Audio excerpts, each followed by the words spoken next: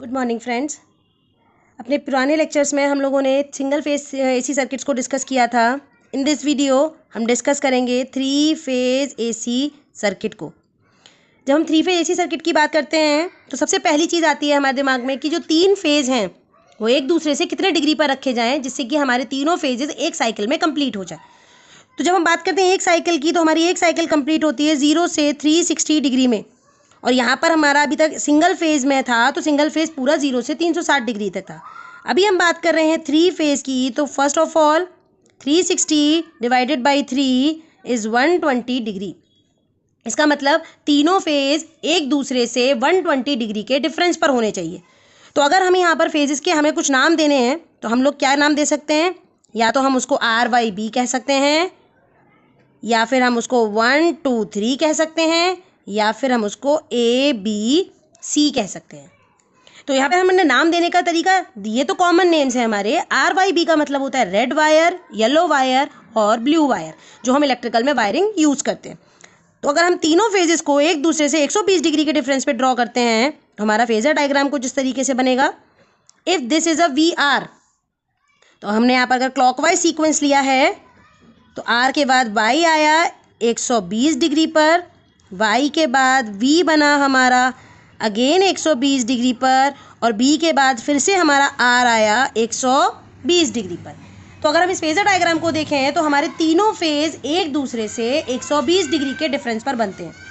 अब अगर यहाँ पर हम लोग अपनी इक्वेशंस बनाते हैं तो अगर हम इस फेजर डायग्राम से अपनी इक्वेशंस को कंप्लीट करते हैं, क्योंकि ये भी हमारा साइनोसॉइडल इक्वेशंस हैं, तो what is the equation of VR? The equation of VR is Vm sin omega t. What is the equation of Vy? Vy is 120 degree lag by VR. The equation is Vm sin omega t minus 120 degree. And what is the equation of VB? This is Vm sin bracket में omega t minus, अब VR से अगर हम VB को देखें 120 plus 120 that means 240 degree. So this is the equations जो हमारी three phase में हम लोग यूज करते हैं। तो हमारे अगर यहाँ से टोटल वोल्टेज कैलकुलेट करना है तो what is the total voltage? The resultant of VR, Vy and VB।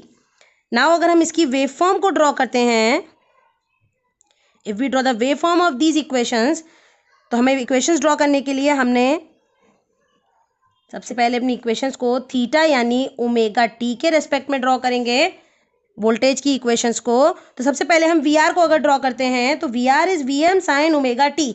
ना तो कोई एंगल इसमें ऐड हो रहा है ना ही कोई एंगल इसमें सब्ट्रैक्ट हो रहा है, तो वो इसका मतलब ये 0 से स्टार्ट होगा हमारा, और 0 से स्टार्ट होकर ये 360 डिग्री तक अपनी एक कंप्लीट साइकिल को वियर करेगा।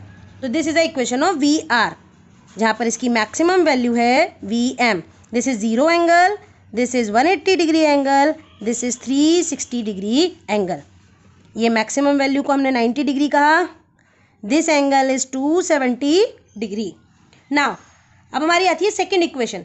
When we talk about the second equation, Vy is Vm sine omega t minus 120 degree. That means हमें इसमें पहला 0 किस एंगल पर मिलेगा? जब ओमेगा टी 120 डिग्री होगा। 120 माइनस 120 दैट मीन्स 0, साइन 0 0। तो इसका मतलब ये वेव फॉर्म कहाँ से स्टार्ट होगी? ये वेव फॉर्म 0 से स्टार्ट ना होकर 120 डिग्री से स्टार्ट होगी। तो अगर 120 को देखें तो 90 और 180 के बीच में आता है हमारा 120 डिग्री। तो 120 डिग्री के अगर हम वेव फॉर्म ड्रॉ करते हैं यहाँ से, दिस इज 120 डिग्री, तो हमारी वेव फॉर्म कुछ इस तरीके से बनकर तैयार हो जाएगी। हमने बिल्कुल एग्जैक्ट पैरेलल लाइंस ड्रॉ करेंगे जिससे कि हमारी बिल्कुल एक जैसी वेव फॉर्म्स बनकर तैयार हो। तो दिस इज Vy। इसको नेगेटिव साइड कंप्लीट करते हैं तो हमारी ये वेव फॉर्म बनकर तैयार हो गई। This is Vy। Okay, now अगर हमें VB की वेव फॉर्म ड्रॉ करनी है तो VB हमारा क्या है? Vm sine omega t minus 240 degree. 240 का मतलब हुआ हमें पहले यहाँ पर पहला 0 कितने मिलेगा? 240। तो 180 और 270 के बीच में आया हमारा 240 डिग्री, यानी यहाँ से वेव फॉर्म ड्रॉ होगी हमारी। वही सेम बिल्कुल वैसे ही पैरेलल लाइंस ड्रॉ करते जाएंगे, वेव फॉर्म को कंप्लीट करेंगे। यहाँ से अपनी वेव फॉर्म को बैक साइड बनाएंगे तो हमारी वेव फॉर्म इस तरीके से बनकर कंप्लीट हो जाएंगी। This is VB। तो अगर आप ध्यान से देखें इन वेव फॉर्म्स में, जब VR वोल्टेज जीरो की तरफ टेंड कर रहा है, जीरो होने से पहले ही उसको VY वोल्टेज मिल जा रहा है। VY वोल्टेज जब जीरो होने की कोशिश कर रहा है तब उसको VB वोल्टेज मिल जा रहा है, और जब VB वोल्टेज जीरो होने की कोशिश कर रहा है अगेन उसे VR मिल जा रहा है। इसका मतलब वोल्टेज जीरो हो ही नहीं पा रहा, यानी जब वोल्टेज जीरो नहीं, सेम वेव फॉर्म हमारी करंट के केस में बनती है, करंट जीरो नहीं, इसका मतलब ये हुआ कि थ्री फेज के केस में हमारी पावर जीरो नहीं हो पाती है, वो फ्लक्चुएट करती है बट जीरो नहीं हो पाती है।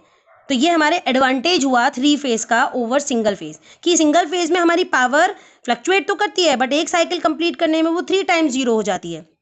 But in case of three phase के केस में बिकॉज वोल्टेज हमारा जीरो नहीं हो पा रहा, वो ऊपर एनवेलप ही हमको प्रोवाइड कर रहा है, VR के बाद VY, VY के बाद BV, BV के बाद BR, VY एंड BB। तो यहाँ पर हमारी वेव फॉर्म यानी पावर हमारी जीरो नहीं हो पाती है। नाउ हम लोग यहाँ पर कनेक्शंस को डिस्कस करते हैं। जब हम लोग कनेक्शंस बनाते हैं यहाँ पर, तो हम थ्री फेज में 2 तरीके के कनेक्शन को डिस्कस करते हैं। The first connection is star connection and the second one is delta connection. Star connection और डेल्टा कनेक्शन की जब हम बात करते हैं तो हम स्टार कनेक्शन कैसे ड्रॉ करते हैं? This is a symbol of star, कि हम तीनों वायर का एक टर्मिनल को आपस में कनेक्ट कर दें। This is a star connection.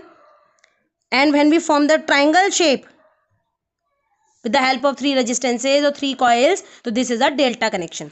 तो यहाँ पर हम सबसे पहले डिस्कस करेंगे अपने three phase star connected system, जो कि अपने आप में बहुत इंपॉर्टेंट डेरिवेशन है। तो सबसे पहले हम इसका three phase star connected system को ड्रॉ करते हैं। तो यहाँ पर हमने सबसे पहले इसके डायग्राम को ड्रॉ किया, बिकॉज हम यहाँ पर कॉइल्स लगा रहे हैं, क्योंकि हम लोग थ्री फेज में बात कर रहे हैं।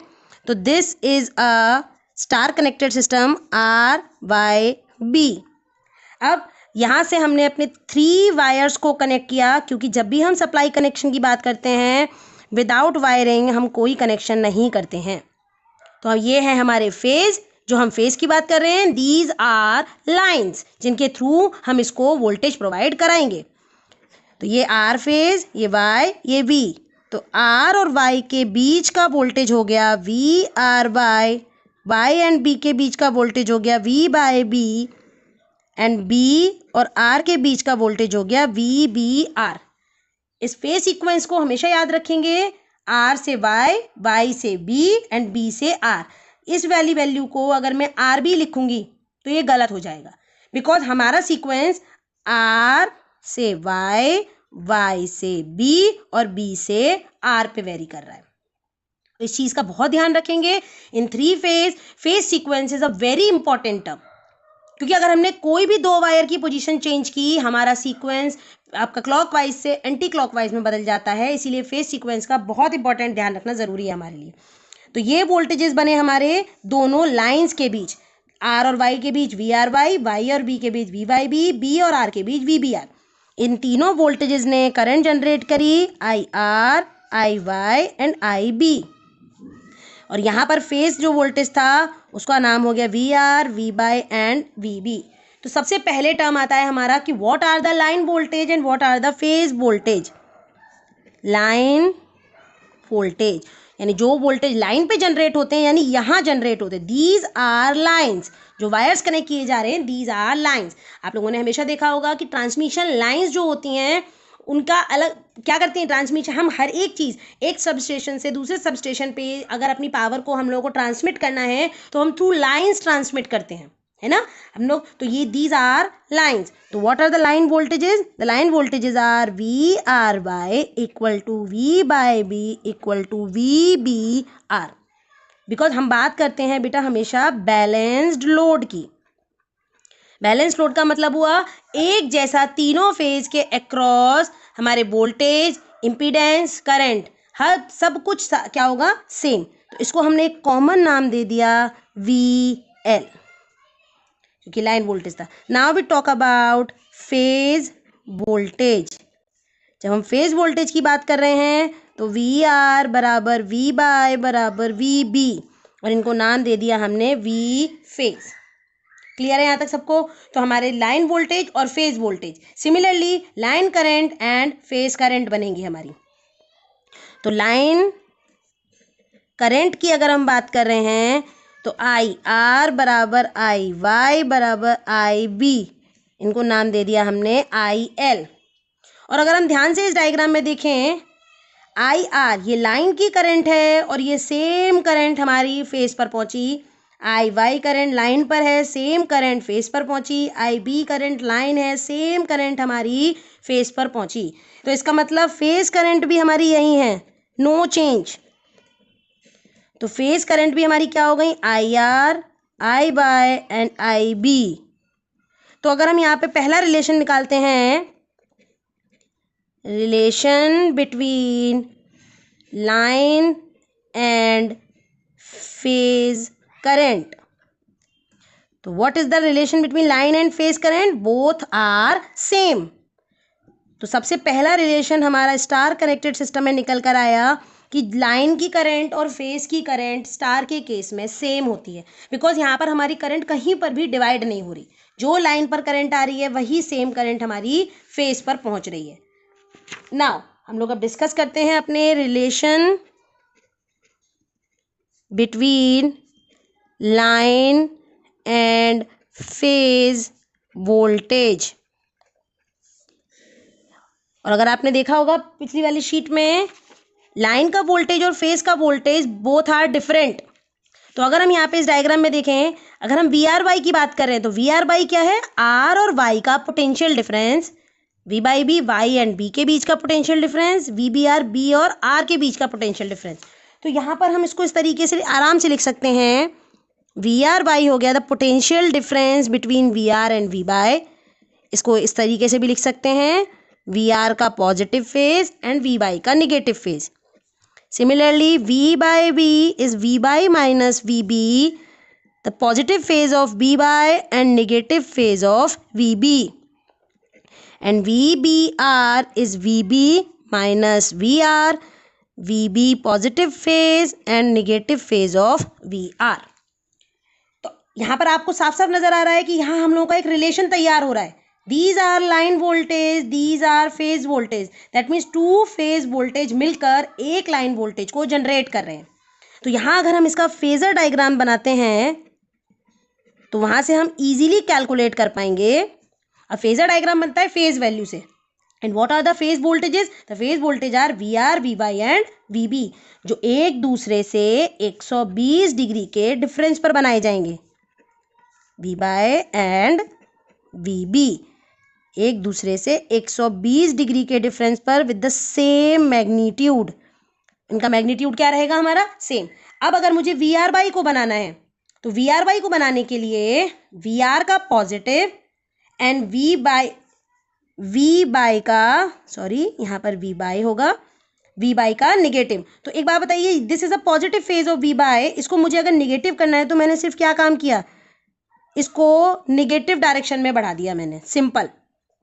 तो this is a minus V Y, और जब माइनस वी बाई होने की वजह से because the magnitude is same, हमारा एंगल 120 से 60 डिग्री में डिवाइड हो गया। अब मुझे वी आर और वी बाई के क्या करना है, पैरेलल लाइन ड्रॉ करेंगे, पैरेललोग्राम मेथड।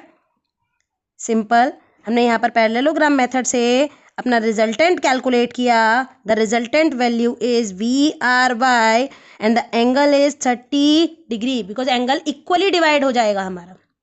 तो यहाँ आपने एक चीज देखी कि V R Y is a line voltage, और वो दो फेज वोल्टेज से मिलकर बना है जिनके बीच का एंगल था 60 डिग्री। सिमिलरली अगर मुझे वी बाई बी को ड्रॉ करना है तो what is the value, positive phase V Y and the negative phase is minus V B. V Y is a positive phase, इसकी नेगेटिव फेज है, यानी मैंने इसको नेगेटिव डायरेक्शन में इंक्रीज किया। This is minus V B, the angle is 60 degree. दोनों के parallel lines draw करेंगे और this is V Y V with 30 degree. Now अभी अगर हमें वी बी आर को ड्रॉ करना है तो अब आप समझ गए होंगे कि VB का पॉजिटिव, VR का निगेटिव, VR का निगेटिव मतलब इसको निगेटिव साइड बना दिया, माइनस का VR, दोनों के पैरेलल लाइन ड्रॉ करेंगे। फेजर डायग्राम ड्रॉ करते टाइम बेटा ये चीज़ हमेशा याद रखें कि आपको बिल्कुल same lines, straight lines with straight angles आपको ड्रॉ करना है। This is VBR with 30 degree. तो this is the complete phasor diagram of star connected system. Now अगर हम किसी भी एक फेज को लें, क्योंकि तीनों ही फेज, तीनों ही लाइन हमारे लिए सेम है, तो हम किसी को भी ले सकते हैं।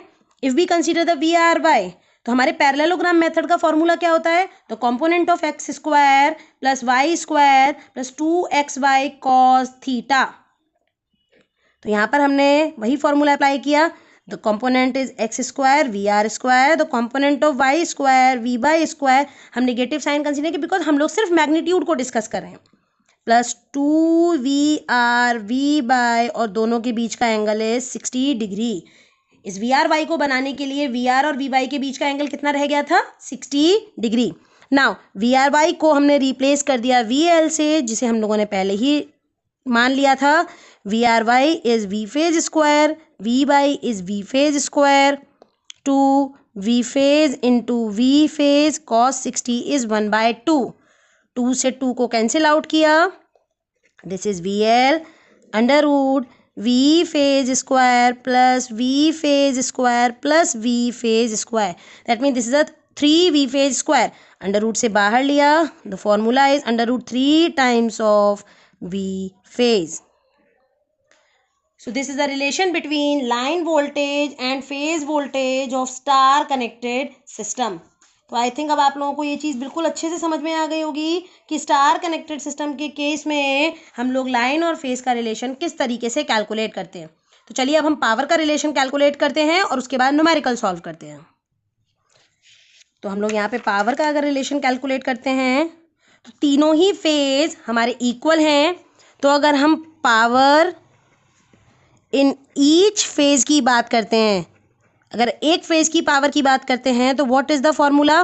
This is V phase I phase cos phi। हम ऑलरेडी यहाँ पर एक्टिव पावर को डिस्कस कर रहे हैं, अभी हम सारी पावर डिस्कस करेंगे। तो जब हम यहाँ पर 3 फेज पावर की बात करेंगे, बिकॉज तीनों फेज की पावर हमारी सेम है, तो what is the total 3 phase power? 3V phase I phase cos phi। This is the formula of 3 phase power. अब इस ये फॉर्मूला जो निकल कर आया, ये फॉर्मूला हमारा फेज के टर्म्स में है। हम यहाँ से इसको लाइन के टर्म्स में भी निकाल सकते हैं। 3 इंटू V फेज की जगह पर हमने पुट किया VL/√3, I फेज की जगह पर IL, बिकॉज ये रिलेशन अब ये भी हमने कैलकुलेट किए हैं। √3 से 3 is cancel out with √3 times. The formula is √3 times VL IL cos phi। तो दोनों ही फॉर्मूलों से हमारी पावर निकल कर आती है same, and the unit is kilowatt और वॉट। अगर हम बात करते हैं एपरेंट पावर की, हमने पुराने लेक्चर में मैंने तीनों तरीके की पावर आप लोगों के साथ डिस्कस की थी। तो formula of apparent power is simple V phase I phase, ये सिंगल फेज के केस में था। नाउ 3 फेज में हमारा बन जाएगा 3V फेज I फेज, और अगर हम लाइन के टर्म्स में लिखें इसको तो the formula is √3 times of VL IL, and the unit is kVA. Now we talk about the reactive power. The reactive power is Q equal to V phase I phase sin phi। ये single phase का है, तो 3 phase का formula बना हमारा 3V phase I phase sin phi। This is our reactive power। और in terms of line, √3 times of VL IL sin phi। तो these are the formulas of all the powers जो हम लोग calculate करते हैं। तो चेंजेस हमें इस्तेमाल करना है, तो बस याद क्या रखना है, अगर हम फेज यूज कर रहे हैं तो हम लोग 3 का इस्तेमाल करेंगे, और अगर हम लोग लाइन क्वांटिटीज यूज़ कर रहे हैं हम √3 का। अगर ये रिप्लेस कर देंगे हमारे न्यूमेरिकल्स गलत हो जाएंगे। तो चलिए अब हम स्टार कनेक्टेड सिस्टम के कुछ न्यूमेरिकल सॉल्व करते हैं, बिकॉज न्यूमेरिकल बहुत इंपॉर्टेंट है। तो हम सबसे पहला एक न्यूमेरिकल स्टार्ट करते हैं स्टार कनेक्टेड सिस्टम का। तो न्यूमेरिकल है हमारा 3 identical coils each having resistance of 16 ohm and reactance of 12 ohm are connected in series in star across 400 volt, 3 phase, 50 hertz supply. Calculate. The first part is line voltage. The second part is phase voltage. The third part is line current. Fourth part is phase current, and the fifth part is power factor, and the last part is power. सबसे पहली चीज देखिए, याद रखने वाली चीज, numerical जब भी हम करेंगे 3 फेज के, 2 थिंग्स आर मोस्ट इंपॉर्टेंट।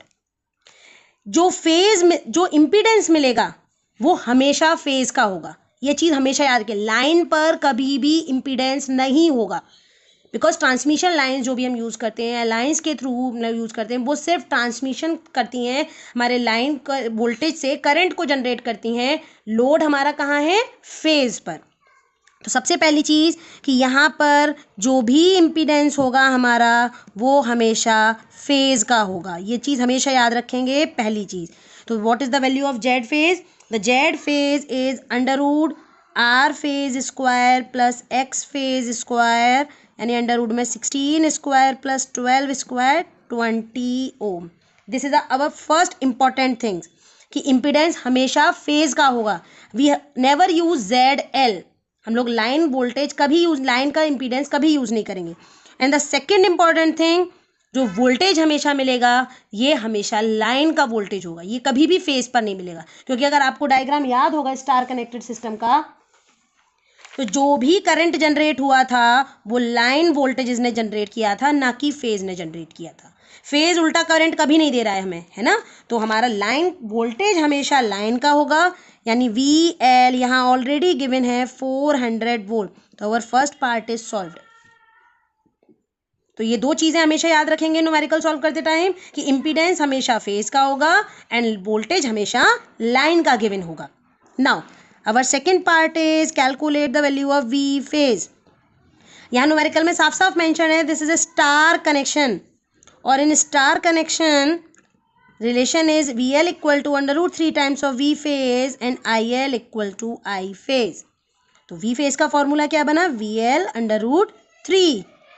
तो VL की वैल्यू हो गई हमारी 400 divided by √3। The answer is 230.94 volt, 230.94 volt.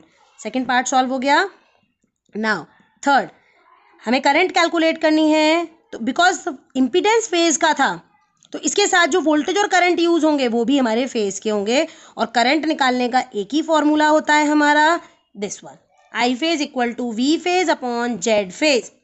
यानी इस फॉर्मूले में हम चेंज नहीं कर सकते कि IL equal to VL upon ZL, because ZL तो होता ही नहीं है, इम्पीडेंस तो हमेशा फेज का होता है।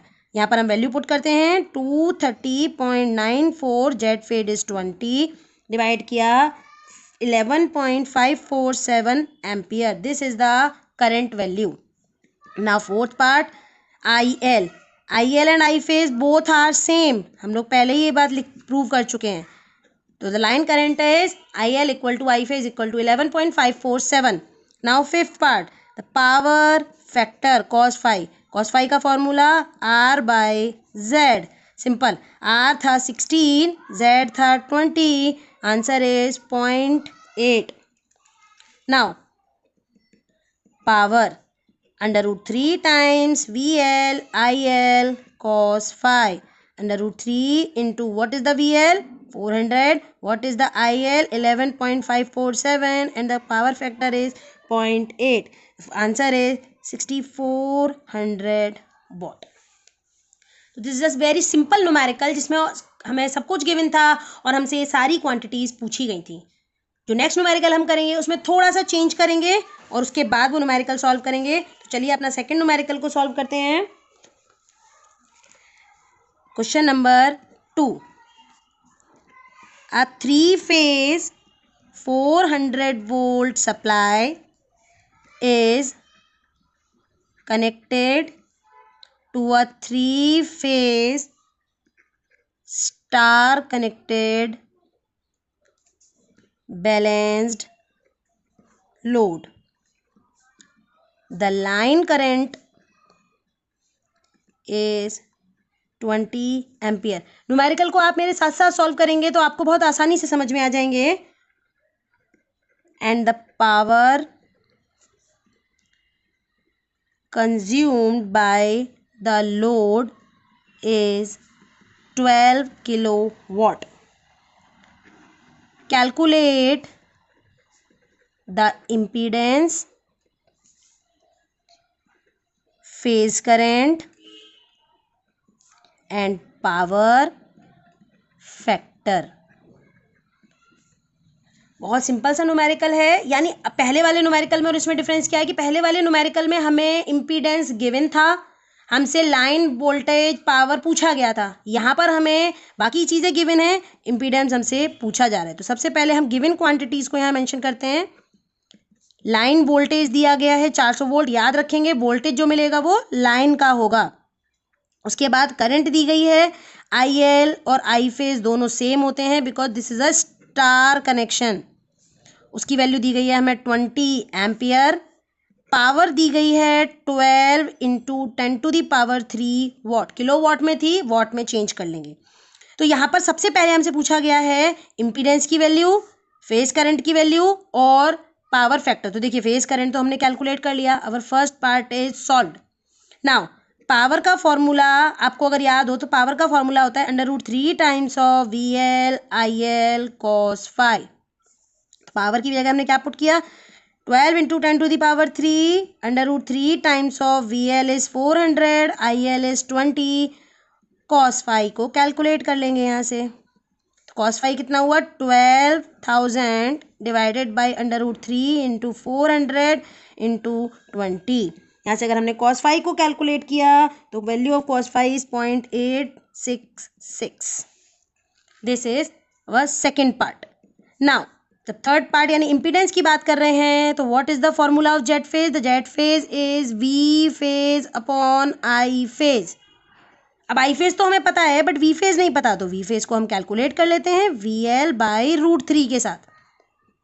400 बाई √3 230.94 वोल्ट. वैल्यू को यहाँ पर पुट किया 230.94 डिवाइडेड बाई I फेज था 20. इसको सॉल्व किया तो what is the Z phase 11.547 ओम. तो ये हो गया हमारा second numerical solve. I think आपको ये न्यूमेरिकल भी बहुत आसानी से समझ में आ गया होगा कि इस न्यूमेरिकल में हमने किस तरीके से सॉल्व किया है. तो यानी अगर आपके पास इस तरीके से कोई भी न्यूमेरिकल आता है तो बहुत आसानी से उसको सॉल्व कर सकते हैं. अभी हम एक न्यूमेरिकल और सॉल्व करते हैं देन अपने इस टॉपिक को कंप्लीट करते हैं. Question number 3. और ये क्वेश्चन मैं चाहूँगी कि आप लोग सॉल्व करें बिकॉज बहुत आसानी से सॉल्व हो जाएगा. थोड़ा सा ही चेंज करेंगे. A balance 3 phase star connected load of 18 kilowatt taking a leading current. In words का बहुत इंपॉर्टेंट यूज होता है लीडिंग एंड लैगिंग. यहाँ से ही हमें पता लग जाता है कि हमारे इम्पीडेंस में कॉम्बिनेशन RL का है या RC का है. Current of 60 ampere when connected across 3-phase 440 volt, 50 hertz supply. Find the values and nature of load. Now इस क्वेश्चन में आपसे वैल्यूज एंड नेचर पूछा गया है, यानी इससे पहले वाले न्यूमेरिकल में हमसे सिंपल इंपीडेंस पूछा गया था। अभी इस नेक्स्ट न्यूमेरिकल में हम लोगों से उस इंपीडेंस में कौन कौन से एलिमेंट यूज हो रहे हैं वो पूछा जा रहा है। तो चलिए स्टार्ट करते हैं न्यूमेरिकल को। तो द गिवन डेटा, पावर दी गई है 18,000 watt, the line current is 60 ampere which is equal to I phase, and the voltage VL is 440 volt. तो सबसे पहला काम करते हैं, V फेज को कैलकुलेट कर लेते हैं। VL divided by √3, 440 divided by √3 times, तो वोल्टेज निकल कर आया हमारा 254.034 वोल्ट।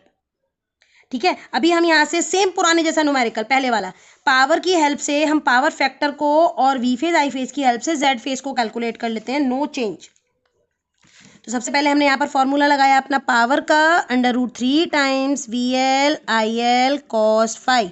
यहाँ से हमने cos phi को कैलकुलेट किया, P upon √3 VL IL। The power is 18,000, √3, voltage is 440 और करंट थी 60। तो यहाँ से हमारा cos phi निकल कर आया 0.3936। नाउ हम Z फेज कैलकुलेट कर लेते हैं, V phase upon I phase. तो V फेज था 254.034 एंड I फेज इज 60। तो Z फेज निकल कर आया हमारा 4.233 ओम। अब अगर आपको cos phi का फॉर्मूला याद है, तो formula of cos phi is R/Z। तो आप यहाँ से R फेज को बहुत इजीली कैलकुलेट कर सकते हैं, Z फेज cos phi। तो Z फेज था 4.233 and the cos phi is 0.3936। The value of R phase is 1.667 Om.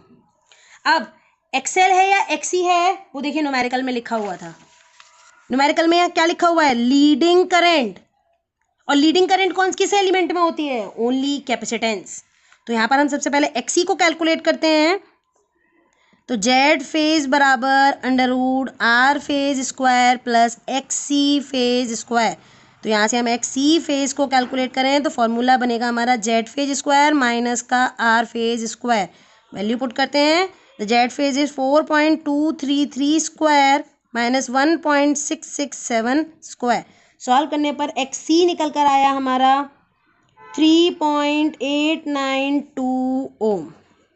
This is the value of XC। XC का फॉर्मूला होता है 1/2πfc, यानी C फेज हो गया हमारा 1/2πf XC phase. Value put करी 2.23.14, frequency is 50, the value of XC is 8.392। Value यहाँ पे सॉल्व करी 0.8178 milli farad. This is the complete solution of this numerical. तो हम लोगों ने 3 न्यूमेरिकल सॉल्व किए इस टॉपिक को कंप्लीट करने के लिए। आई होप आप लोगों को स्टार कनेक्टेड सिस्टम बहुत अच्छे से समझ में आ गया होगा। इन द नेक्स्ट वीडियो हम लोग डेल्टा कनेक्टेड लोड को डिस्कस करेंगे और डेल्टा कनेक्शन के न्यूमेरिकल को सॉल्व करेंगे। तब तक आप प्रैक्टिस करिए स्टार कनेक्टेड न्यूमेरिकल करने की, बुक्स उठाइए, बुक से न्यूमेरिकल सॉल्व कीजिए, प्रैक्टिस शीट सॉल्व कीजिए और इनकी न्यूमेरिकल्स कीजिए। 2 चीज़ों का न्यूमेरिकल सॉल्व करते टाइम बहुत अच्छे से ध्यान रखिएगा कि जो इम्पीडेंस होता है न्यूमेरिकल में वो हमेशा फेज़ का होता है और जो वोल्टेज गिवन होता है वो हमेशा लाइन का होता है। अगर वो फेज़ का होगा तो वहाँ क्लियरली मैंशनड होगा phase voltage. Okay, I hope आप लोगों को ये चीज़ समझ में आ गई होंगी। I hope you like this video. Thank you so much for watching this video.